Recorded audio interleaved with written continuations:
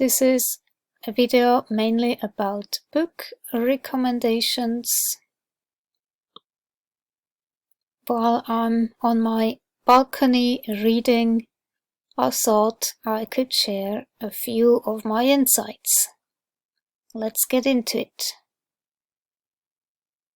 So it's about trauma and the resulting chronic pain issues many people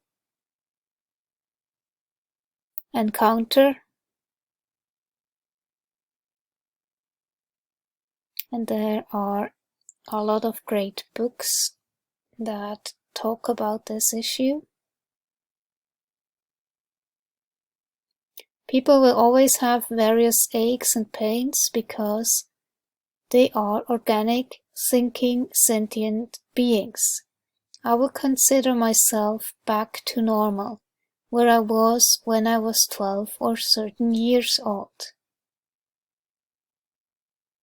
As humans who possess the curses of anticipation and ego, there will always be some type of symptom, but life is now fun and enjoyable.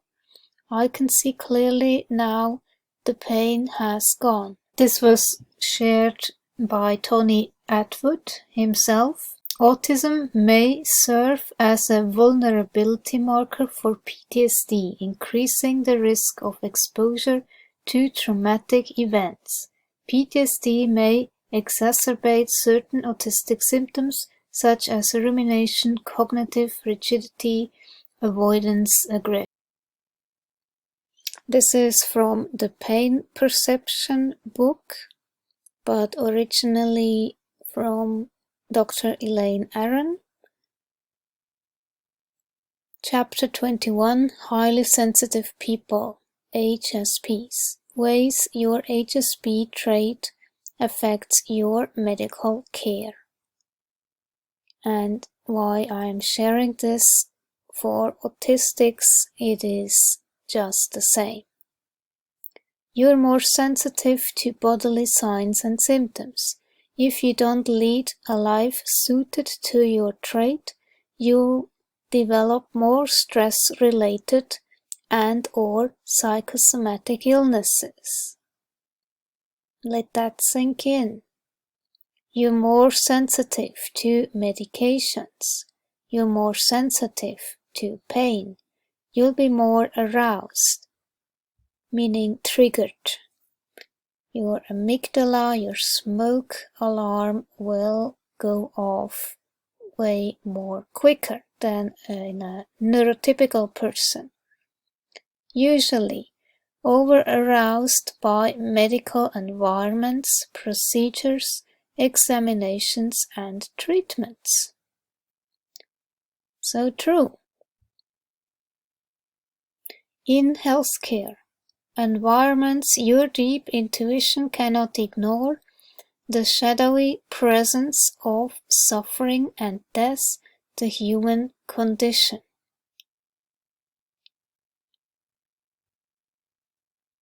Given all the above, and the fact that most mainstream medical professionals are not HSPs or autistic, your relationships with them are usually more problematic. Oh gosh, tell me about it. The major factor regarding chronic pain comes from not feeling productive, and if the individual's true gifts are not matched to his or her vocation or purpose, he or she suffers, and society loses a valuable asset.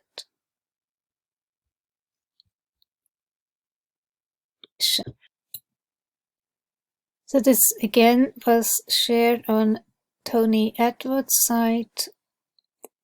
7 tips to help support an autistic child during a meltdown.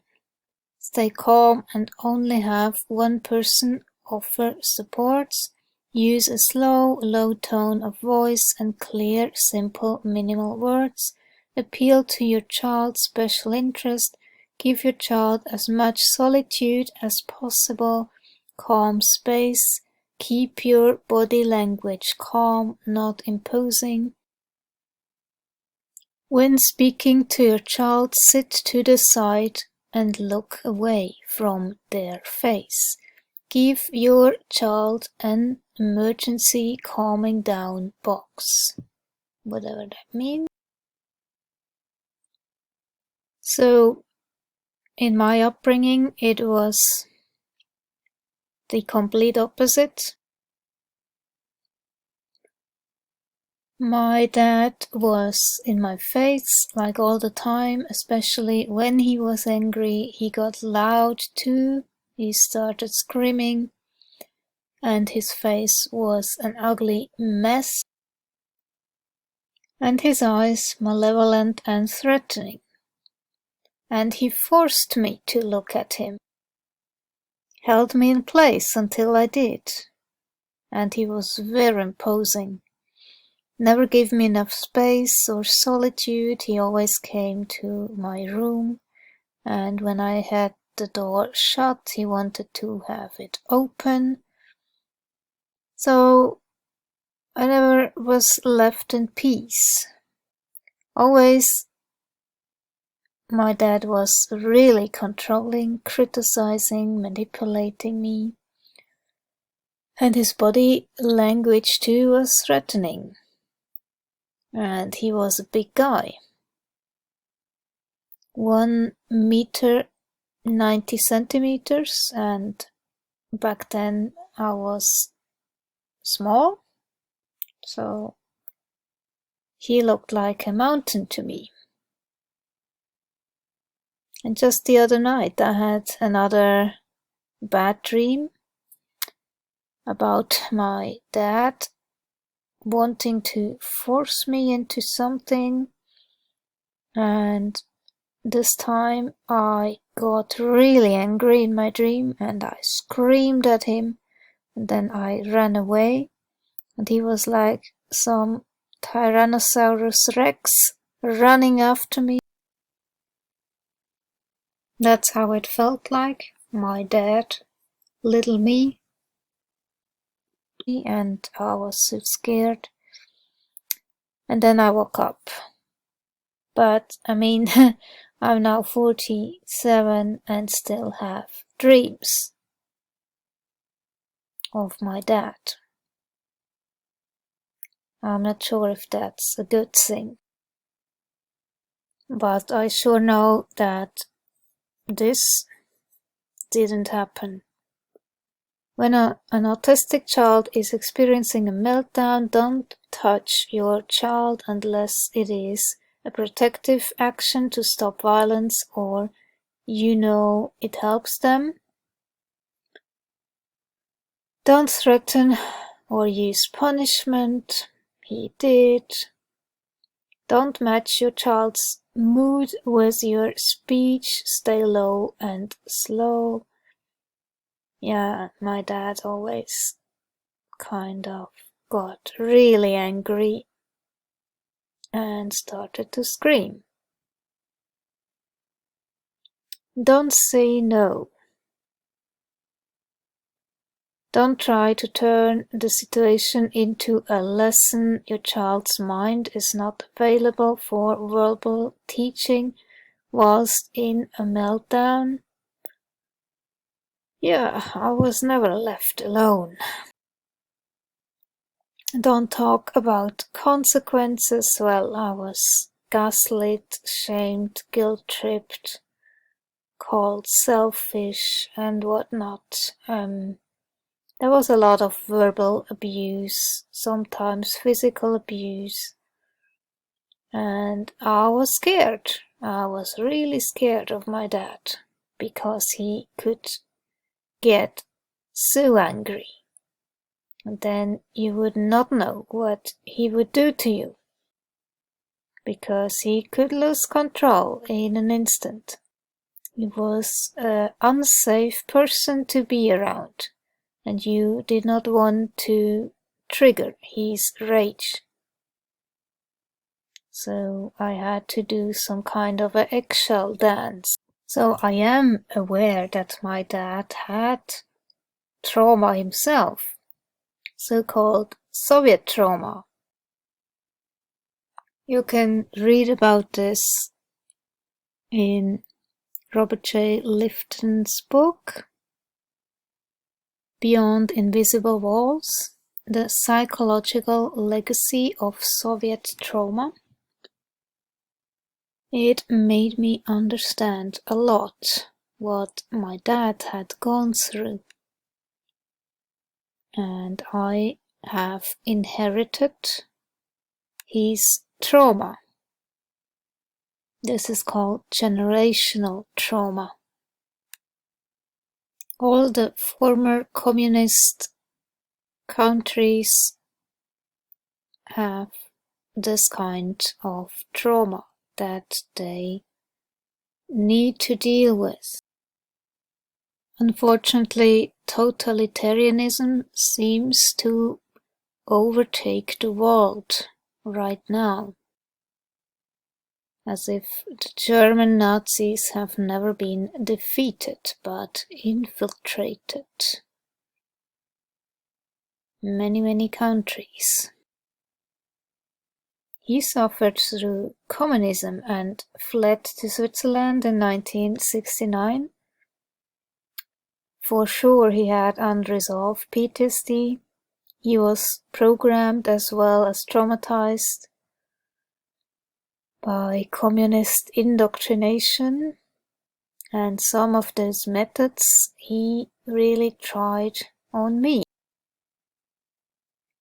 And since I was autistic, it made things a bit trickier, because I would not respond as a neurotypical person would respond, and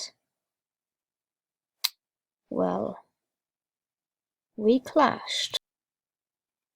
So I have done a lot of research and I now understand a lot more about PTSD and what happens when the amygdala, the smoke detector of the brain, goes off.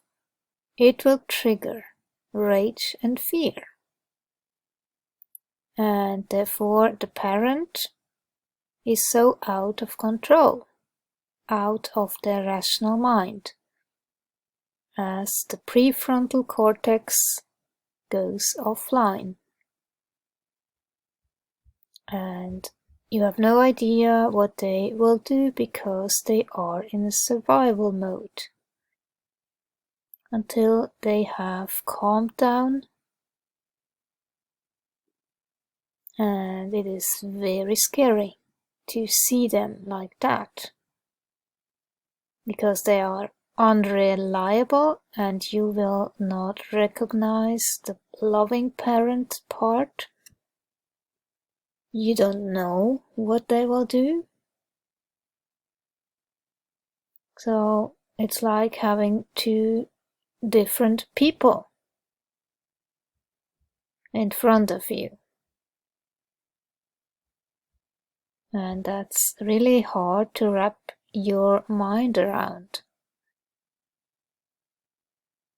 One so kind and caring, and the other so dangerous and unpredictable. And what you learn to do is obey and behave in order to not pull too much attention to yourself. You camouflage, you appease, you stay invisible, you even underperform. It's kinda the only way a child can survive in such an environment. And if you are autistic, that goes completely under in this mess you find yourself in. Your parents are conflicted and emotionally not available, too busy to deal with their own trauma, thus inflicting trauma onto their kids. And Alice Miller writes, trauma gets inherited, from generation to generation, as long as it is not dealt with. And still in our society, trauma is swept under the rug. And you are not allowed to call a spade a spade. And you are the one that is made feel guilty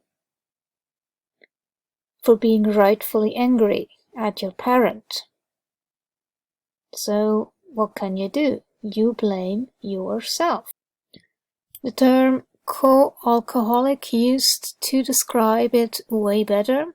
You were forced to behave in a way to avoid conflict. You could not develop ego strengths, which is a positive thing, in a healthy way, and it takes a lot of time to piece it together once you are an adult, because often there are suppressed memories hidden from your conscious adult mind.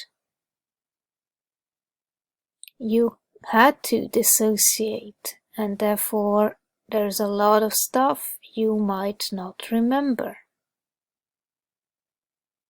This is the way you had to survive.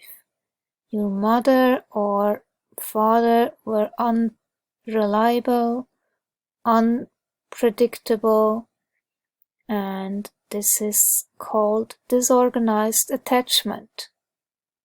You were walking on eggshells. And that's how your brain gets wired. And then our brain waves also go haywire. So in my case, I had too little of those alpha waves and too many beta waves. And the problem with our Western culture, it has the tendency to make us behave in an unnatural way. Dr. Robert Scare calls it the cultural cage. Animals in the wild don't get PTSD. They shake stress out of their bodies, so the trauma memory gets extinguished and does not cause any issues. But we, especially in our Western civilization, are prevented from doing what would be a natural thing, to recalibrate the nervous system, because it is considered as weird behavior. So trauma remains stuck, it festers, and boom, there you have it, a parent that loses it, unsafe, out of control, because they have not healed their own trauma. They still have PTSD. This is from the book Healing Back Pain. I reorganized my library and then I found all these books and decided to dig into it. Since I now have a very nice balcony, I had to clean out my kitchen because I get a new one, so all those shelves had to get out and I used them on my balcony along with the bamboo and organizing it in a Zen-like fashion, which is very relaxing to look at.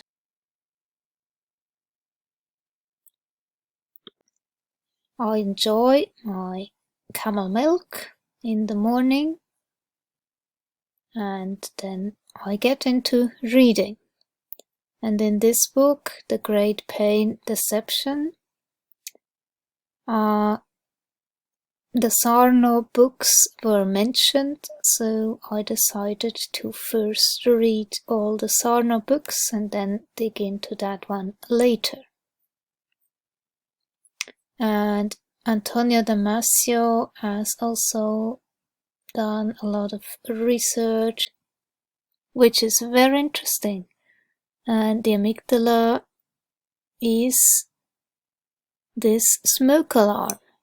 So if it gets triggered, you will feel fear and rage. So the goal obviously is to inhibit the amygdala. And then you can also extinguish trauma.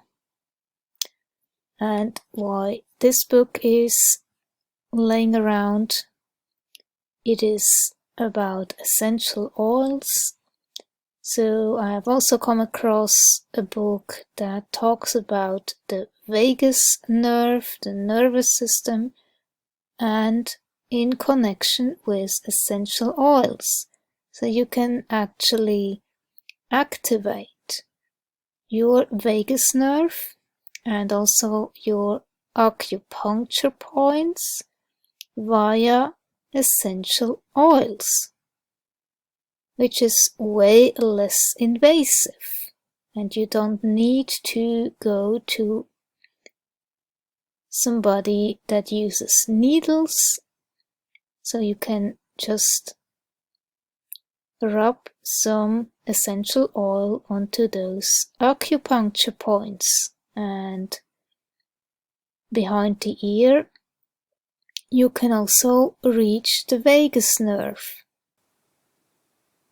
You get that book on Amazon, Essential Oils to Boost the Brain and Heal the Body. 5 Steps to Calm Anxiety, Sleep Better, and Reduce Inflammation to Regain Control of Your Health. The vagus nerve and the parasympathetic state.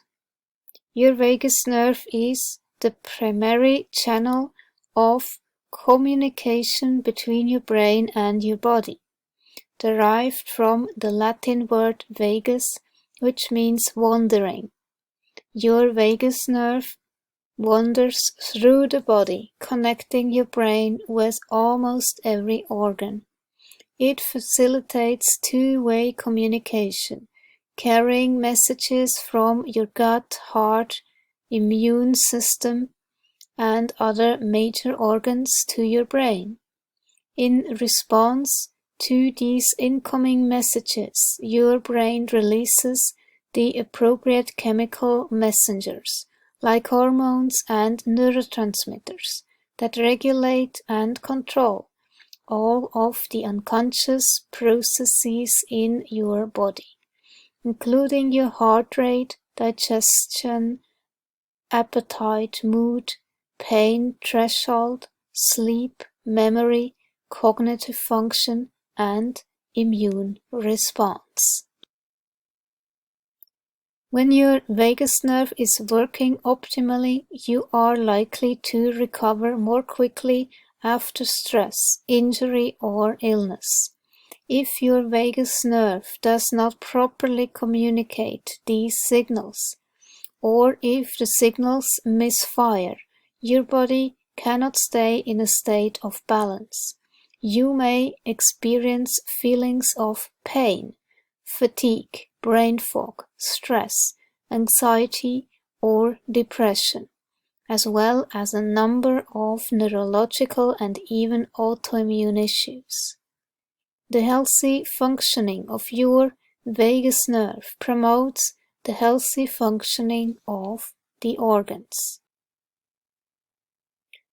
Shift into your parasympathetic state. One of the easiest and most powerful ways to turn on your ability to heal is to activate and detoxify your vagus nerve by topically applying a synergistic blend of clove and lime essential oils where the vagus nerve is most accessible, through the skin, behind the earlobe on the mastoid bone. Topical application of this blend also helps detoxify any congestion and inflammation in the nerve that compromises the flow of nutrients into the brain and toxins out of the brain. Parasympathetic blend. The combination of clove and lime creates a blend that is highly stimulatory and readily accessible through the skin and olfactory channels. 10 drops of clove oil, 25 drops of distilled lime oil, dilute with fractionated coconut oil, combine the clove and lime oils and dilute to your liking. Smell travels more quickly to the brain than your other 4 senses, sound, sight, taste, and touch, and has direct access to the emotional control center of the brain, known as the amygdala, in your limbic system. Other senses travel to other regions of the brain first, before reaching your limbic system. This makes the sense of smell one of the most powerful avenues for targeting emotional issues, such as depression or anxiety. Danger signaling scents also keep you safe by stimulating an instinctive fear response that enables you to mobilize energy and resources quickly to survive the threat of danger. When we are under stress, blood goes to the back of your brain, where long-term memories are stored. Placing appropriate essential oils over these points on the forehead helps shift the energy and blood flow from the more emotional midbrain areas to the prefrontal cortex, which prompts a calmer mind and rational, logical thinking. Research finds that these neurovascular points switch off like a circuit breaker in response to stress. Applying essential oils to these points switches them back on, increasing blood flow to the prefrontal cortex, stimulating the reflex points on the inside of the eyebrows, over the temples, and at the base of the hairline on both the right and left sides of the forehead, increases blood flow to the area. Essential oils like black pepper also increase blood flow to targeted regions of the brain. Strengthening the left prefrontal cortex by topically applying a stimulatory essential oil like peppermint or rosemary over your left temple or inhaling through your left nostril may stimulate the function of your prefrontal cortex to exert a moderating influence on the more impulsive and less flexible structures of your amygdala. The power of essential oil blends. Most research around essential oil effectiveness in balancing organ systems and regions of the brain look at combinations of certain oils, blends, not individual oils by themselves. While essential oils from individual plants are incredibly powerful, the combination of 2 or more oils can result in an entirely new molecular composition, where the sum is greater than the parts. This is known as a synergy between alls. The term synergy actually means working together in harmony. Synergy between alls is based on complex interactions among the many constituents of the individual plants from which the alls are derived, giving rise to a blend's unique characteristics and healing properties. Stress is the root of all disease. It shuts down digestion, detoxification, and immune function. It contributes to systemic inflammation, which can impact your gut and your mood, throwing blood sugar levels out of balance and contributing to sleep issues and fatigue. And stress hormones such as cortisol are corrosive to the body and brain. Stress is your reaction to real or perceived potentially dangerous situations. We often think of stress in terms of psychological challenges, like a stressful job, relationship, or situation. While those are clearly stressful to the body, there are other sources of stress. A stressor can be any physical environment, physiological, emotional, or psychological stimulus that the mind perceives as a threat. The excitatory neurotransmitter adrenaline stimulates your fight or flight state of the nervous system in response to stressful or exciting situations.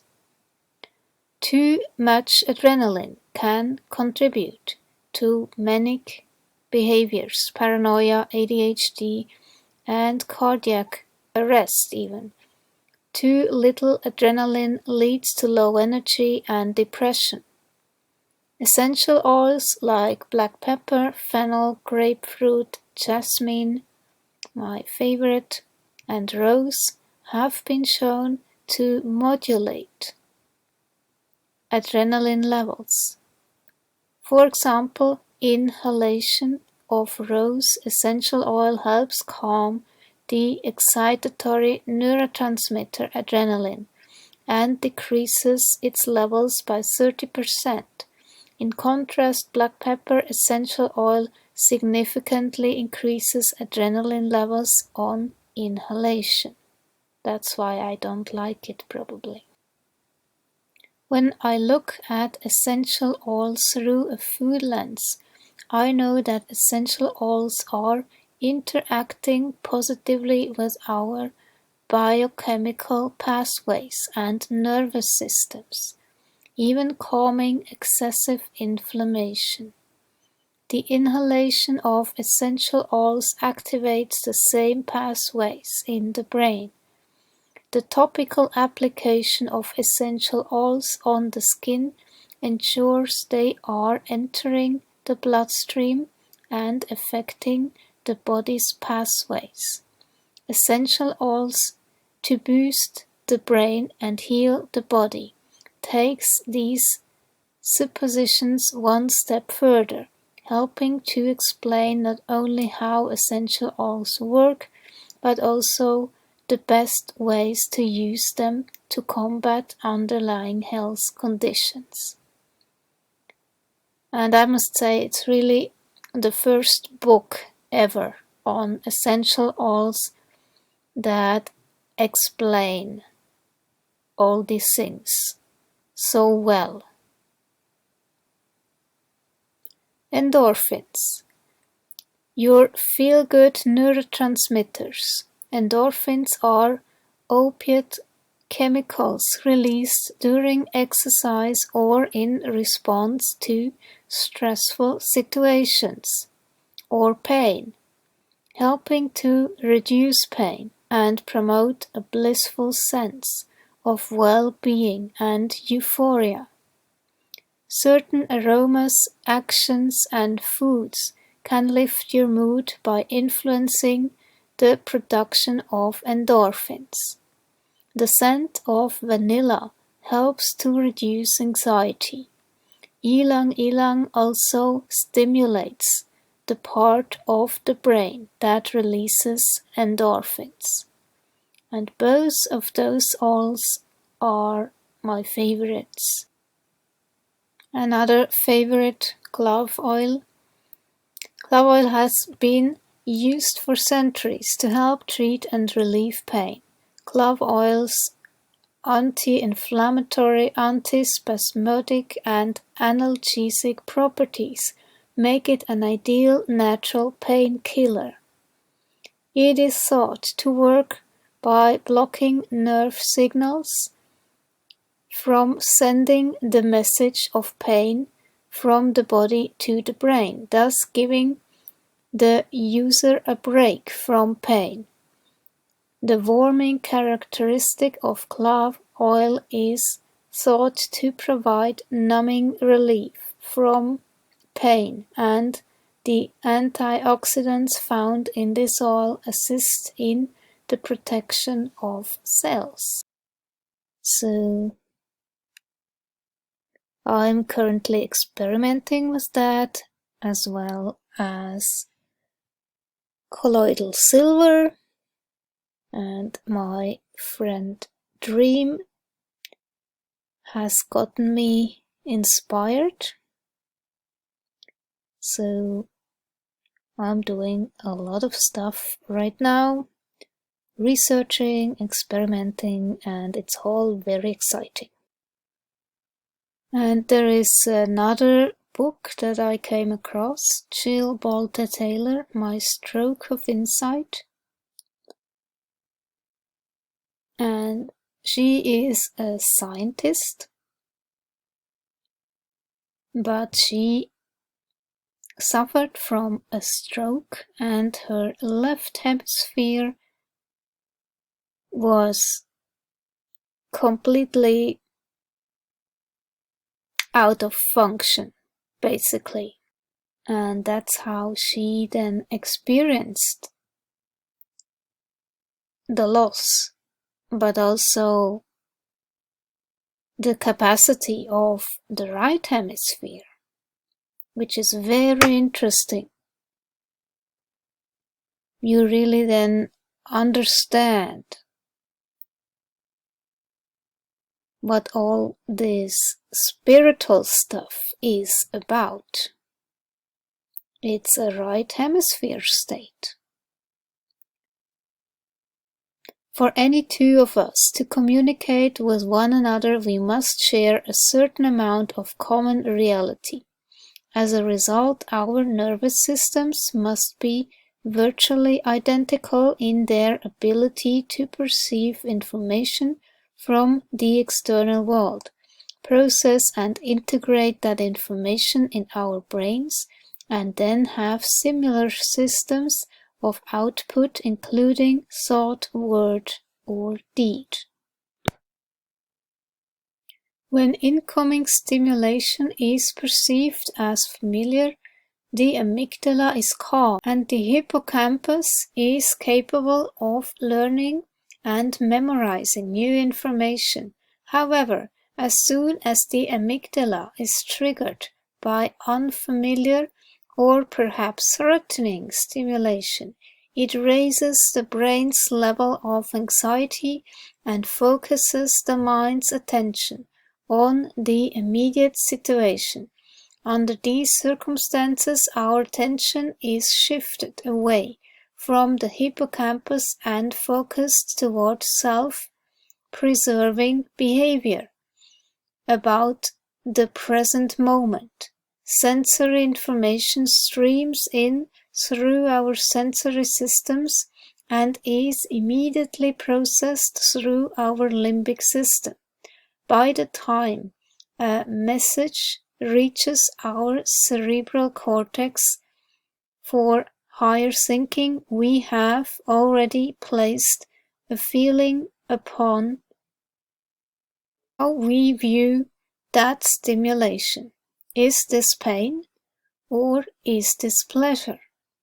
Although many of us may think of ourselves as thinking creatures that feel, biologically we are feeling creatures that think. To the right mind, no time exists other than the present moment, and each moment is vibrant with sensation. Life or death occurs in the present moment. The experience of joy happens in the present moment. Our perception and experience of connection with something that is greater than ourselves occurs in the present moment. To our right mind, the moment of now is timeless and abundant. In the absence of all the rules and regulations that have already been defined as the correct way of doing something, our right mind is free to think intuitively outside the box, and it creatively explores the possibilities that each new moment brings. By its design, our right mind is spontaneous, carefree, and imaginative. It allows our artistic juices to flow free, without inhibition or judgment. Imagine, if you will, what it would feel like to have each of your natural faculties systematically peeled away from your consciousness. First, imagine you lose your ability to make sense of sound coming in through your ears. You are not deaf, you simply hear all sound as chaos and noise. Second, remove your ability to see the defined forms of any objects in your space. You are not blind, you simply cannot see three-dimensionally or identify color. You have no ability to track an object in motion or distinguish clear boundaries between objects. In addition, common smells become so amplified that they overwhelm you, making it difficult for you to catch your breath. No longer capable of perceiving temperature, vibration, pain, or proprioception, position of your limbs, your awareness of your physical boundaries shift. The essence of your energy expands, and it blends with the energy around you, and you sense that you are as big as the universe. Those little voices inside your head reminding you of who you are and where you live become silent. You lose memory, connection to your old emotional self, and the richness of this moment, right here, right now, captivates your perception. Everything, including the life force you are, radiates pure energy. With childlike curiosity, your heart soars in peace and your mind explores new ways of swimming in a sea of euphoria. Then ask yourself, how motivated would you be to come back to a highly structured routine?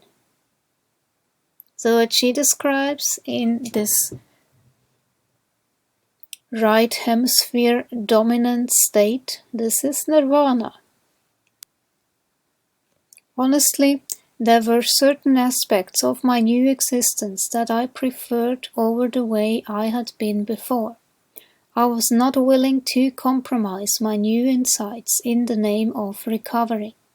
I liked knowing I was a fluid. I loved knowing my spirit was at one with the universe and in the flow with everything around me. I found it fascinating to be so tuned in to energy dynamics and body language, but most of all I loved the feeling of deep inner peace that flooded the core of my very being. I yearned to be in a place where people were calm and valued my experience of inner peace. Because of my heightened empathy, I found that I was overly sensitive to feeling other people's stress. Our right brain kicks into high gear when we are doing things in the present moment, like performing, improvising, or playing by ear. Did you ever stop to consider how it is that your brain knows how to define the dimensions of your body in space? Amazingly, there are cells in our left hemisphere's orientation association area that define the boundaries of our body, where we begin and where we end relative to the space around us. At the same time, there are cells in our right hemisphere's orientation association area that orient our body in space. As a result, our left hemisphere teaches us where our body begins and ends, and our right hemisphere helps us place it where we want it to go. Our right hemisphere complements the action of our left hemisphere language centers by interpreting nonverbal communication. Our right mind evaluates the more subtle cues of language, including tone of voice, facial expression, and body language.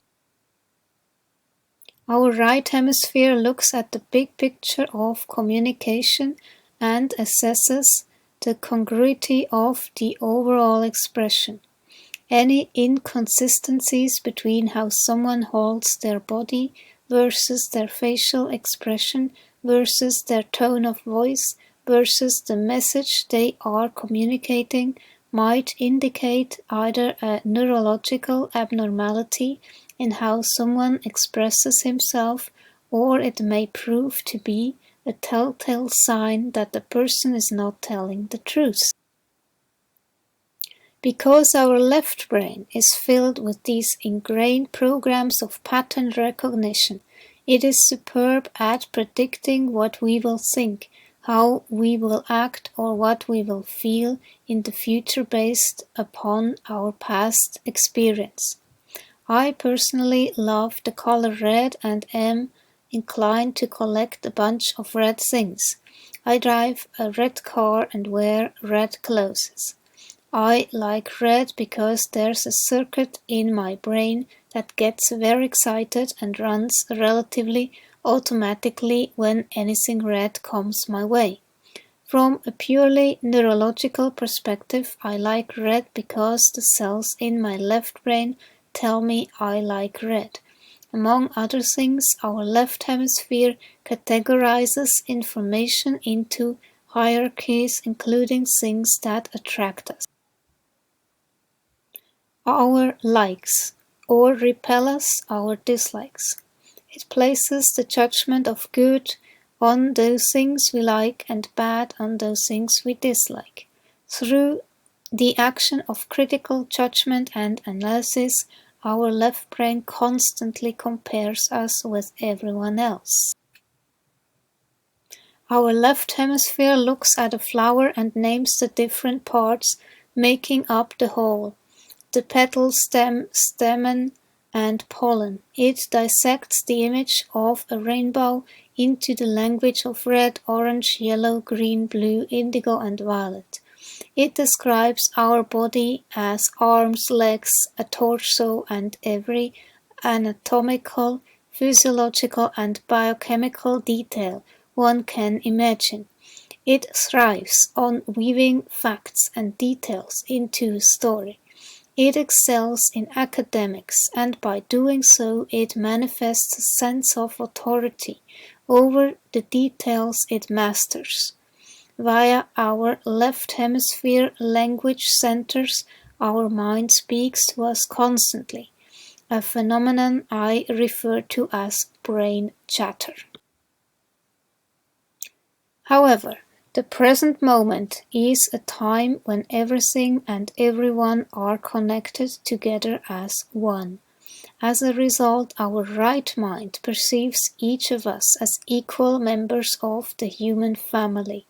It identifies our similarities and recognizes our relationship with this marvelous planet which sustains our life. It perceives the big picture, how everything is related and how we all join together to make up the whole.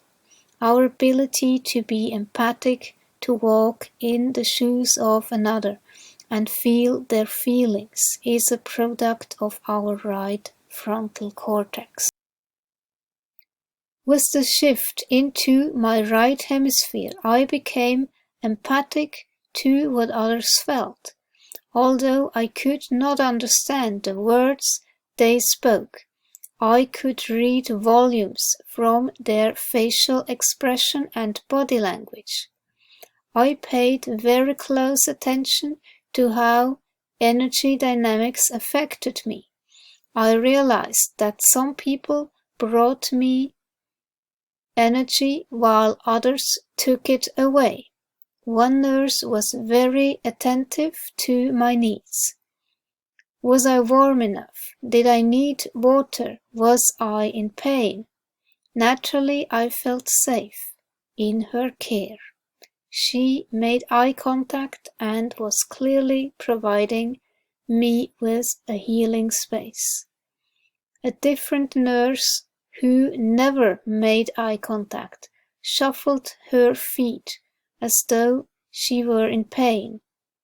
This woman brought me a tray with milk and jello, but neglected to realize that my hands and fingers could not open the containers.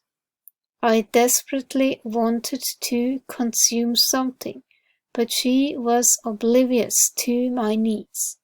She raised her voice when she spoke to me, not realizing that I wasn't deaf. Under the circumstances, her lack of willingness to connect with me scared me.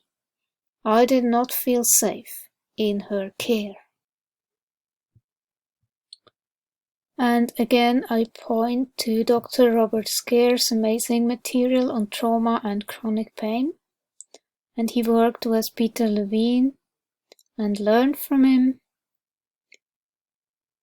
And he mentions the study by Antonio Damasio where a woman with calcified amygdala was incapable to feel rage or fear. So the goal of trauma therapy is to inhibit the amygdala in some way from overreacting, regulating the nervous system via EMDR, for example. Replicating ritual empower the individual, which is the antithesis of helplessness. You will inhibit the amygdala and discharge the trauma memory.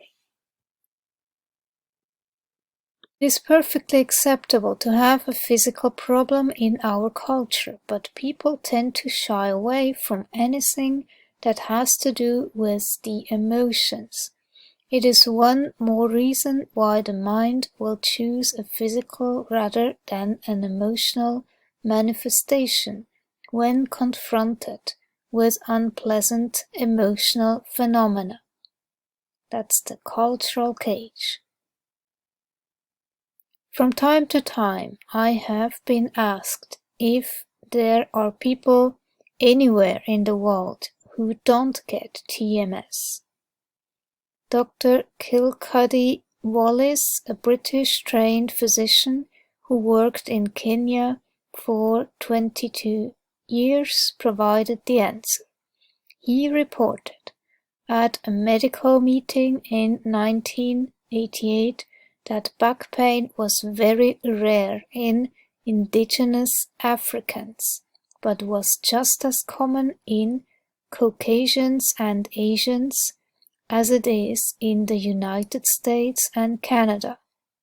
He attributed this partly to cultural differences, positioning that Africans didn't seem to generate anxiety as we do. Entirely logical. What has been described is universal in our culture. Only the degree of repressed emotionality varies. And in our culture, nature has created a mechanism whereby we can avoid being aware of those bad feelings. It gives us physical symptoms. Fortunately, there is a way of stopping what is clearly a maladaptive response for most of us. Logic tells us that the brain is reacting in an infantile fashion. However, my work with TMS has demonstrated that the brain has other attributes and can reverse the process that leads to physical symptoms, which is neuroplasticity. Fear is pervasive. Anything that heightens anxiety will increase the severity of symptoms. This is the kind of thing from which TMS often arises. Anxiety, anger, resentment, with roots that go all the way back to childhood.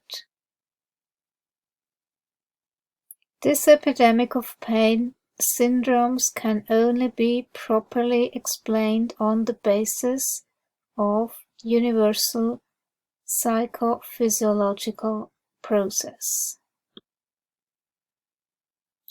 When you think about it, there are many reasons why we repress anger, all logical and mostly unconscious. Everyone wants to be liked or loved. No one enjoys disapproval, so we repress unlovable behavior. We would hate to admit it, but unconsciously we fear reprisal. The cultural imperatives of family and society provide strong motivation not to show anger. This becomes deeply embedded, starting as it does in early childhood. We realize, all unconsciously, that anger is often inappropriate, springing from irritants that ought not make us angry, and so we repress. Instinctively, we feel that anger is demeaning, and perhaps even more powerful, we feel a loss of control when we are angry, and that is something the TMS personality finds hard to take. All of this is unconscious, and thus we are unaware of our need to repress the anger. The common back, neck, and shoulder pain syndromes have reached epidemic proportions in the United States over the past 30 years because they have become the preferred defense against the repressed emotions described above. The mark of a good camouflage is that it will not be recognized for what it is, that no one will know that something is being hidden. Which brings me to another great book, The 9 Degrees of Autism, a developmental model for the alignment and reconciliation of hidden neurological conditions. Tony Attwood. The idea for the 9 Degrees of Autism was originally conceived by Philip Wiley. The model is consistent with my own observations over 4 decades as a clinician, during which I have been able to contribute to the development and increasing maturity of several thousand clients of all ages through the many transitions of their lives. I recognize that for those who are living with autism, there is a journey through the lifespan to achieve self-understanding. This introduction is based on my clinical experience and provides a simplified roadmap to acquire self-acceptance and fulfillment through the 9 degrees of autism. The journey is not easy, but is certainly worthwhile.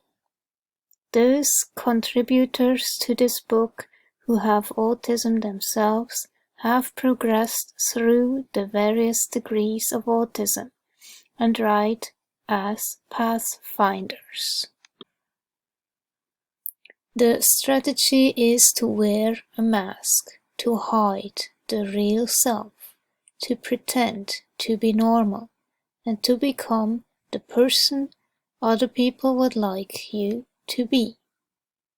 It means becoming an expert mimic, faking it till you make it,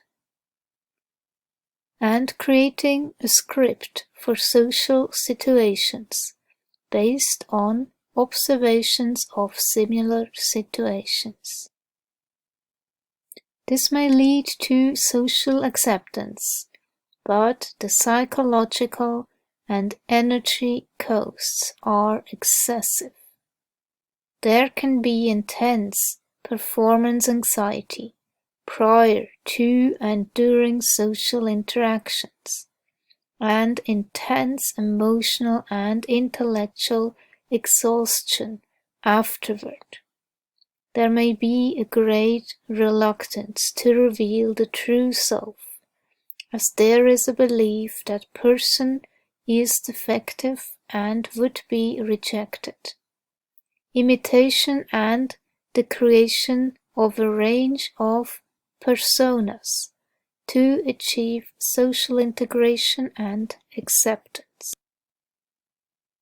The person consumes a great amount of energy to cope with being different and experiences considerable and continuously high levels of stress. We therefore expect the development of stress-related physical illnesses and a detrimental effect on the functioning of the immune system. Virtually no one suffering from them thinks that these pain syndromes are related to emotional factors. On the contrary, almost everyone thinks they are due to injury or a variety of congenital or degenerative abnormalities of the spine. There is another group of disorders that are part of the TMS repertoire and are thought to be due to soft tissue pathology, which is fibromyalgia, fibrositis, myofasciitis, among others. But these too are attributed to injury, muscle incompetence, and the like, the perfect camouflage, as long as the person's attention remains focused on the pain syndrome. There is no danger that the emotions will be revealed. The patient who is found to be harboring enormous anger as a result of childhood abuses, for example, usually has severe disabling pain, and the pain disappears only when that person has an opportunity to express the terrible, festering rage that has occupied his or her unconscious for years. Nerve tissue is more sensitive and delicate than muscle. It is likely that oxygen depth causes nerve pain because the reduced level of oxygen threatens the integrity of the nerve, as it does not in muscle. In other words, muscle can withstand a lot of oxygen depth, before it will be damaged, far beyond that which occurs in TMS. More sensitive nerve tissue, however, is more easily damaged, and in order to warn the brain that something is wrong, pain begins with very mild oxygen deprivation. We postulate then that nerve pain in TMS is a warning signal. Other nerve symptoms are common in TMS. The person may experience feelings of numbness, tingling, pins and needles, burning, pressure, or others less common. These sensations and the pain are felt in that part of the body served by the nerve. Nerves are like wires connecting the brain with all parts of the body. They transmit messages from the brain, designed to cause muscles to activate and move body parts. But they also transmit messages in the opposite direction, bringing information to the brain about what is going on in the body. For example, if you stick yourself with a pin, impulses travel along nerves informing the brain that something painful has happened. If the nerve is irritated or damaged anywhere along the line, pain will be felt in the part of the body from which these information messages would ordinarily originate. So, for example, if the sciatic nerve is oxygen deprived as it passes through the buttock muscle, one may feel pain in any part of the leg that is served by the sciatic nerve. Psychotherapy. Although about 95% of our patients go through the program without psychotherapy, some will need such help. This means simply that they have higher levels of anxiety, anger, and other repressed feelings, and that their brains are not going to give up this convenient strategy of hiding these feelings without a struggle. When someone tells me he is having trouble accepting the diagnosis, I suspect that there is resistance in the subconscious to giving up the TMS. I recall a patient who reported that when he began become aware of these long repressed feelings through psychotherapy, they were so painful and frightening that he was reluctant to deal with them. These are not people suffering mental illness. These are people who are leading normal, productive lives, but who have subconscious emotional baggage that they have never been aware of. Sometimes things happen in childhood that leave one with a large reservoir of resentment and anger, but the feelings are kept deeply buried because they are too scary or socially unacceptable to be allowed to reach consciousness. As has been said before, this tendency to repress bad feelings is universal. It is something we all do to a greater or lesser extent. It is not neurotic, or we are all neurotic. But in some, as in a person who was abused as a child, the repressed feelings may be strong, and it is necessary for them to have help in recognizing that those feelings are there and in learning how to deal with them.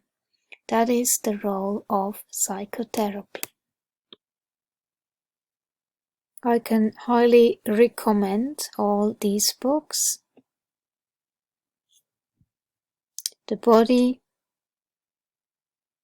Bears the Burden by Dr. Robert Scare, and his second book, Trauma Spectrum, and then the books by John Sarno.